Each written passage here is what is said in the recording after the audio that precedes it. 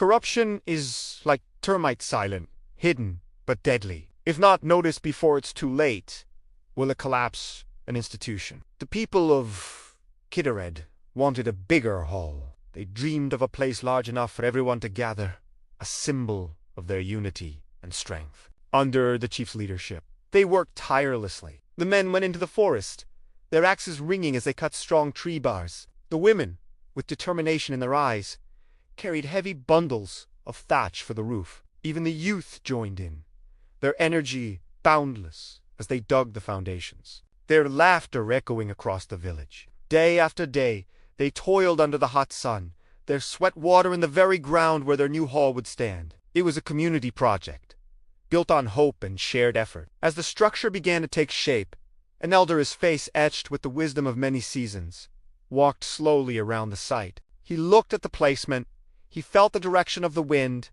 and he knew. He approached the busy workers. "This site is wrong," he warned, his voice low but firm. "The wind will weaken it from this side, and the ground here. It invites termites. They will eat the bars." A young man, wiping sweat from his brow, scoffed. "Old man, where were you when we worked all day? Do termites speak to you now?" The others laughed along, their pride in their quick work blinding them to the elder's caution. Their dismissal was a small crack, the first sign of trouble. The chief, respecting the elder's experience, tried to reason with the youth. He gathered them and spoke of patience, of building not just for today, but for generations to come. But his words were lost in a storm of youthful arrogance. They shouted him down, their voices filled with impatience. They mocked the old ways, choosing speed over caution, eager to see their creation finished. The elder stood with the chief, a sad look in his eyes. He pointed to a small crack already forming near the base. "Repair the cracks now, before it is too late," he pleaded one last time. But a villager just waved a dismissive hand. "Don't worry," he said with a confident smile. "The house is strong. We built it ourselves." They celebrated their new hall with music and dancing, their joy drowning out the quiet warnings of wisdom. They believed their strength alone was enough to hold the walls up forever. Weeks turned into months. The hall stood proudly, the center of village life. But underneath, in the dark and damp earth, a silent invasion had begun. Termites, drawn by the untreated wood, crept in. They moved without a sound, the tiny bodies forming lines like secret armies. They found the cracks, the small weaknesses the builders had ignored. Inside the wooden beams, they whispered among themselves. "Eat slowly," one would signal. "They will not notice." Another would reply, "Bring more of our kin. The feast has begun." Day and night, they worked, hollowing out the heart of the structure.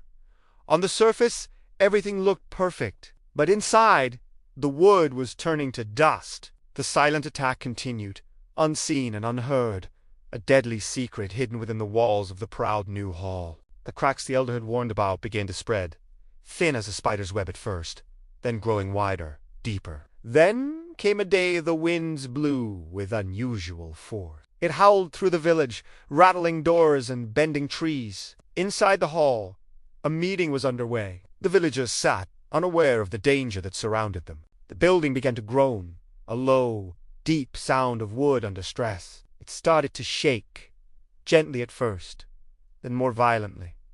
A shiver of fear ran through the crowd. Suddenly, with a deafening crack that sounded like thunder, the main support beam gave way. The roof, its strength eaten away from the inside, collapsed. The walls crumbled. The villagers screamed, scrambling in panic, running for safety from the very hall they had built with such pride.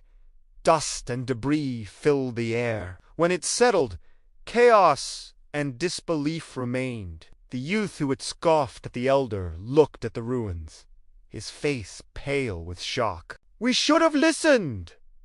he cried. The elder, helping a fallen neighbor, looked at the splintered wood, teeming with termites. "Termites thrive in silence," he said grimly. "You ignored the warning."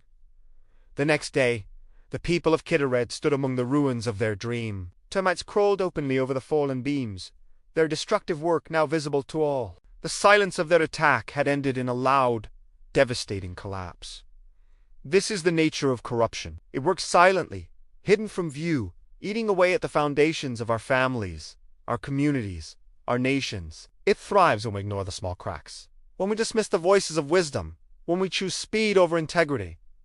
Protect your institutions. Listen to the warnings. Do not ignore the cracks, because what is built with pride can be destroyed in an instant if we allow the termites to feast in silence. Speak up, act with integrity, and protect what you value before it's too late. Thank you for watching. For more lessons like this, subscribe to Kawisa's YouTube channel.